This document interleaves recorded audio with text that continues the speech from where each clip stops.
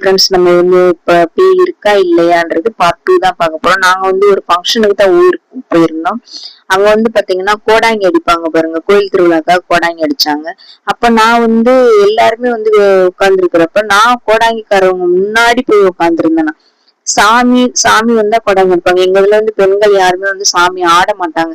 அப்ப எல்லாருமே யோசிச்சு பாக்குறாங்க, என்ன இவ வந்து முன்னாடி போய் உட்கார்ந்துருக்கா, ஒருவேளை இவளுக்கு பேய் பிடிச்சிருக்கா இல்ல சாமி வருதான்னு தெரியலையே.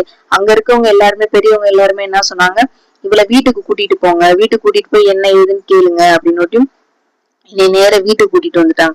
அங்க இருந்து நான் உட்கார்ந்தவோ எந்திரிக்கவே மாட்டேன்ட்டேன். அதுக்கப்புறமும் என் மூளை என்னோட மூளை என்ன சொல்லுது, நீ எந்திரிக்காத, நீ உட்கார்ந்துரு அப்படின்னு சொல்லுவேன். அப்படி இருந்தும் நான் என்ன யோசிக்கிறேன், இல்ல நமக்கு ஏதோ ஒண்ணு வந்து நம்ம பயந்துருக்கோம், இல்ல நம்ம உடம்புக்குள்ள ஏதோ இருக்கு அப்படின்னு சொல்லி என்ன மீறியே நான் வந்து சரின்ட்டு நம்ம வீட்டுக்கு கிளம்புவோம், ஏதோ பிரச்சனை இருக்கு அப்படின்னு சொல்லி நான் வீட்டுக்கு வந்துட்டேன். வீட்டுக்கு வந்ததுக்கு அப்புறம் எனக்கு சாமி வந்தது மாதிரிதான் நான் எல்லாருக்குமே வந்து நான் பேசிக்கிட்டு இருந்தேன்.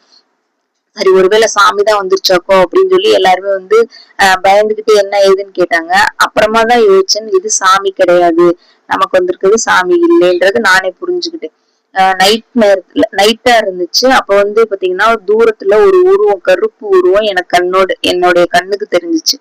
அதுக்கப்புறம் பார்த்தா எனக்கு நடந்தது எதுவுமே, அதுக்கப்புறம் என்ன நடந்துச்சு எது நடந்துச்சு எதுவுமே எனக்கு தெரியல. பூஜை அறைக்குள்ள என்னால போக முடியல. வெளியில நின்று தலையில அடிக்கிறேன், என்னென்னமோ பண்றேன், என்னென்னமோ நடக்குது. என் மூளைக்குள்ள எதோ நடக்குது, எனக்கு பயமா இருக்கு. அதுக்கப்புறம் என்ன பண்றாங்க, எங்க வீட்டுல ஒருத்தவங்க வயசானவங்க இருந்தாங்க, அவங்கள வெளியே தூக்கி போடு, அவங்கள கூட்டிட்டு போகதான் நான் வந்திருக்கேன் அப்படின்னு சொல்லுது. சரின்ட்டு அங்க கொஞ்ச நாள் என்ன ஒரு மறுநாள் வந்து அந்த ஃபங்க்ஷன் அட்டன் பண்றதுக்கு தான் நாங்க போயிருக்கோம்.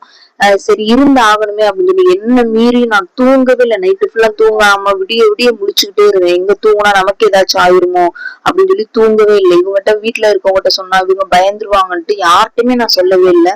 அப்ப நம்ம மன தைரியம் மட்டும் நமக்கு வேணும் இந்த இடத்துல அப்படின்னு சொல்லி நான் யோசிச்சுக்கிட்டே இருக்கிறப்ப விடிஞ்சிருச்சு ஃபங்க்ஷன் அட்டன் பண்ண அடுத்த செகண்ட் ஒரு 10 நிமிஷம் நான் சாப்பிட்ட உடனே, இங்க இருக்காத, நீ கிளம்பு, நீ அங்க சென்னைக்கு போ, ஏன்னா அங்க இருந்தா நான் சாமியாடி காலில் விழுந்து கும்பிட்டு விழுகிறப்ப வெளியே போயிரும், அதுக்கு ஒரு பயம் வந்துருச்சா என்னன்னு தெரியல. இங்க இருக்காதேன்னு சொல்லி என்னை டார்ச்சர் பண்ண ஆரம்பிச்சு.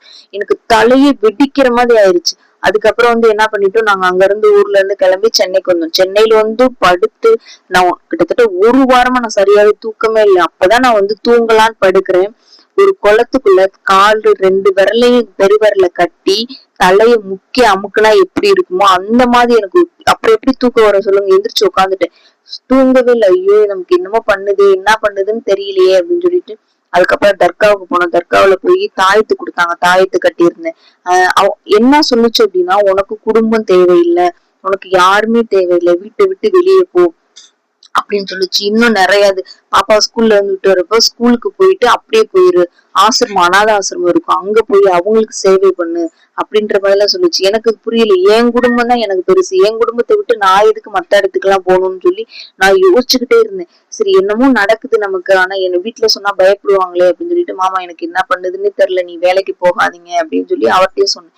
அதுக்கப்புறம் கோயிலுக்கு போனோம். கோயில்ல போய் வேப்பல் அடிச்சாங்க. அப்புறம் சரி கண்ணீர் மாதிரி இருக்கும்னு சொல்லி எல்லாருமே கந்திருஷ்டி மாதிரி பூசணிக்காவை சுத்தி போட்டாங்க. அப்படி இருந்து என்னால இருக்க முடியல. அப்படியே யோசிக்கிறப்ப என்னோட மூளையே வெடிக்கிற மாதிரி இருக்கும். நான் அந்த யோசிக்க மாட்டேன்னு சொல்றேன் அப்படின்னா, அதுவே மட்டும்தான் என்னை வந்து யோசிக்க வைக்கும்.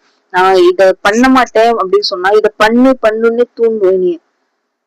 என்ன சமைச்சேன், என்ன சாப்பிட்டேன், என்ன பண்ணேன் எதுவுமே எனக்கு தெரியாது. என்ன நடந்துச்சு எதுவுமே எனக்கு தெரியாது. நான் அப்பதான் என்னுடைய அனுபவத்தை நான் வந்து சரி நம்ம உடம்புக்குள்ள ஏதோ ஒண்ணு இருக்கு, நம்மள ஆட்டி படைக்குது அப்படின்னு சொல்றத நான் புரிஞ்சுக்கிட்டு இதுக்கு என்னதான் வழி, என்னதான் பண்ணலாம் அப்படின்னு யோசிக்கிறப்ப எனக்கு வந்து என்னோட ரிலேட்டிவ்ஸ்லயும் எனக்கு வந்து சொன்னாங்க, இது டிப்ரெஷனா இருக்கும், ஸ்ட்ரெஸ்ஸா இருக்கும், மன அழுத்தம் என்னன்னு சொன்னாங்க. சரி அதுவா கூட இருக்குமோ அப்படின்னு சொல்லி நானும் சேஞ்ச் பண்ணி பார்த்தேன். அது எதுவுமே கிடையாது. ஆனா எனக்கு ஆறுதலா இருந்தாங்க எல்லாருமே. அப்புறமா நான் எதார்த்தமா நான் போன் பண்றப்ப எனக்கு சாமியா பார்த்து சொல்ற மாதிரிதான் சொன்னாங்க. சரி நம்ம சாமிக்கு வந்து நீ வந்து நம்ம சாமியை எதிர்த்து நான் எதுவுமே செய்யல, எனக்கு தெரியாம தான் நான் செஞ்சேன், சாமிக்காக நான் உண்டியல்ல காசு போட்டு நீ மன்னிச்சுக்கோ அப்படின்னு ஒரு வார்த்தை சொல்லிருந்தோட்டி நான் அதையும் பண்ணிட்டேன். அதை பண்ணதுக்கு அப்புறம் கொஞ்சம் எனக்கு வந்து நிம்மதி கிடைச்சிச்சு.